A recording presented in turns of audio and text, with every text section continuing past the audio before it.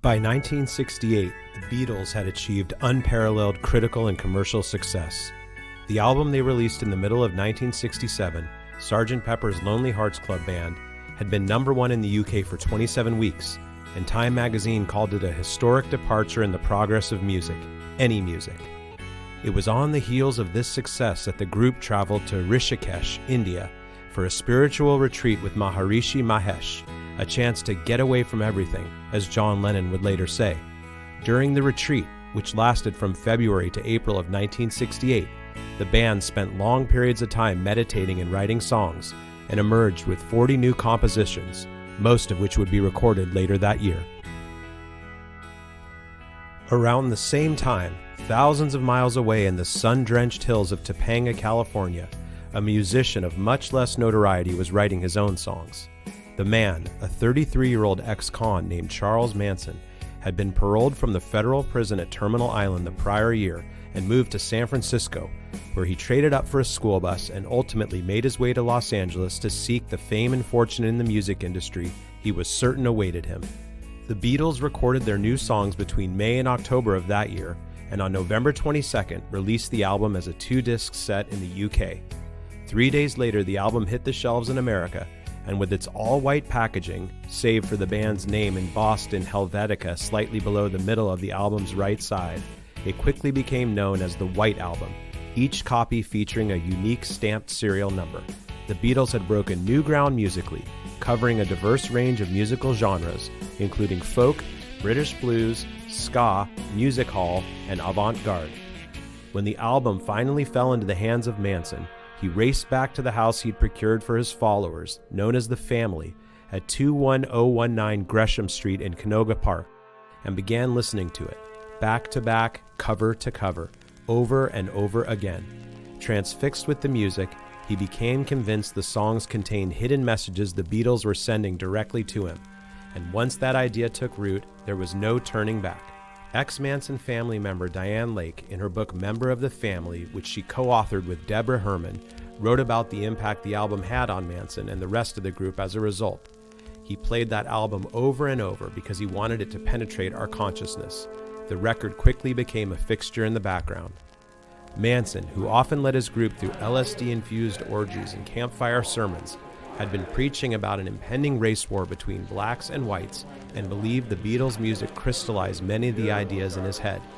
"Dig it, the Beatles know all about revelations and what is going to come down," Lake quoted Manson as saying, "and they have been sending me messages through their music." But what exactly was this mission Manson so believed the Beatles, who knew nothing of the diminutive, self-styled guru, expected him and the members of his flock to carry out? Family member Leslie Van Houten, while incarcerated on murder charges at Los Angeles Women's Jail, the Sybil Brand Institute, said in 1969, "They talked about it freely around the campfires. They talked about killing the piggies." Diane Lake says that when Charlie introduced the White Album, the songs became his shorthand way to illustrate what was coming down. The song Helter Skelter, a hard-driving rock number with an especially aggressive vocal performance by Paul McCartney, became the key because it sounded like chaos and destruction. From then on, the song title stood as our not-so-secret code name for the race war between the blacks and whites and the coming apocalypse. According to Paul Watkins, a member of the Family who served as Manson's right-hand man and chief recruiter of new members, Helter Skelter would be the first in a series of events that would culminate in the apocalypse. Manson had planned to lead his family to Death Valley, where they would wait out the end of the war in a bottomless pit, a concept Manson had borrowed from the Book of Revelation. "We started from the Revelation 9 song on the Beatles album, which was interpreted by Charlie to mean the Revelation 9, Watkins testified. In Revelations 9, it talks of the bottomless pit. It talks about where there will be a city where there will be no sun and there will be no moon. And this was interpreted to mean this was the hole down under Death Valley. In that hole, Manson prophesied, his flock would grow in number to 144,000 people, like the 12 tribes of Israel in the Book of Revelation. But Manson didn't stop there. He ascribed a special meaning to each and every one of the songs on the White Album, bending the lyrics to fit his own twisted ideology. In Rocky Raccoon, a country ballad featuring Old West-style honky-tonk piano played by producer George Martin, McCartney sings about a love triangle in which Rocky's girlfriend, Lil McGill, leaves him for a man named Dan, who punches Rocky in the eye. Manson, a self-admitted racist, interpreted the tune a little bit differently. Coon, that's a word they use for black people, he told Rolling Stone. You know the line, Gideon checked out and he left no doubt, to help with good Rocky's revival? Rocky's revival, it means coming back to life. A black man is going to come back into power again. Blackbird, the first song Manson played for Diane Lake, was also about the black man uprising. Don't you see, Charlie insisted? The blackbird is the black man. It is as plain as anything. And now they are ready to arise. Piggies was a simple ditty about pigs, wealthy whites, law enforcement, the man that had been holding people like Manson down all those years. Glass Onion, which ironically enough was intended as a joke from Paul McCartney about people who read too much into the band's lyrics, was, according to family member Catherine Gypsy Share, pure prophecy.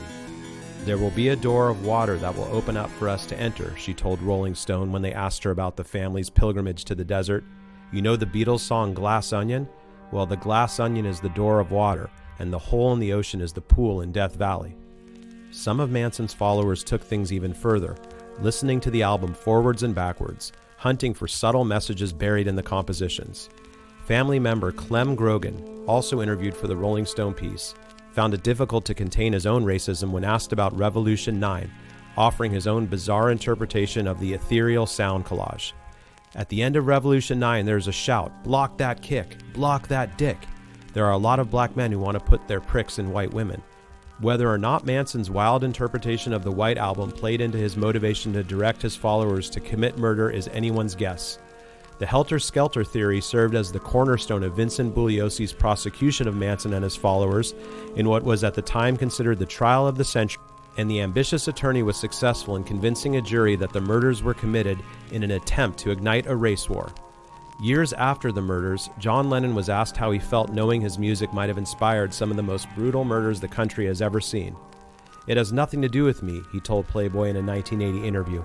"Manson was just an extreme version of the people who came up with the Paul is dead thing, or who figured out that the initials to Lucy in the Sky with Diamonds were LSD and concluded I was writing about acid." Manson wouldn't be the last Beatles fan inspired by their music to commit a heinous act. The same year he gave the interview to Playboy, Lennon was shot and killed in front of his apartment building by Mark David Chapman, a fan who traveled to New York City from Hawaii, angered by Lennon's views on God, specifically the lyrics to his songs Imagine and God. As for the White Album, its legacy is far-reaching.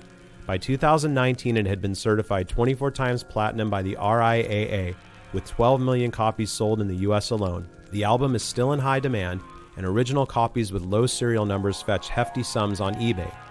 But for anyone who's delved into the strange, dark history of the Manson family, it's hard to listen to songs like Sexy Sadie, Happiness is a Warm Gun, and Dear Prudence without picturing Manson standing before his flop, arms flailing wildly as he preaches the true meaning of the album.